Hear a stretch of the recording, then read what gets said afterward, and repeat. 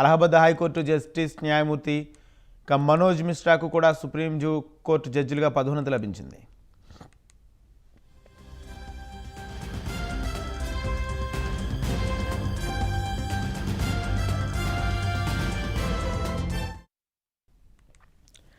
ఈ 5గురు పేర్లను supreme court collegium గత ఏడాది డిసెంబర్ 13న సిఫార్సు చేయగా కేంద్రం దాదాపు 2 నెలలకు ఆమోదం తెలిపింది.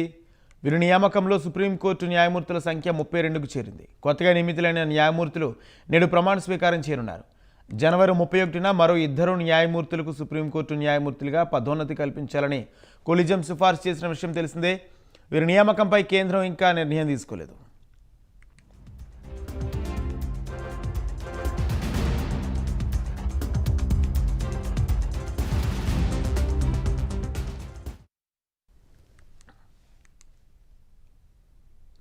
కొలీజియం సిఫార్సులకు ఆమోదం తెలపడంతో జాప్యంపై దాఖలైన పిటిషన్ విచారణ సందర్భంగా సుప్రీంకోర్టు శుక్రవారం కేంద్రం తీరుపై తీవ్ర ఆగ్రహం వ్యక్తం చేసింది. సిఫార్సులను సుదీర్ఘకాలం పెండింగ్లో పెట్టడంపై justice S K Kaul, justice A S ఓకాతో కూడిన ధర్మాసనం అసహనం వ్యక్తం చేసింది. ఇది చాలా సీరియస్ అంశమని, కాలయాపన చేయడం సరికాదని పేర్కొంది. ఈ విషయంలో కఠిన నిర్ణయం తీసుకునేలా చేయొద్దని హెచ్చరించింది.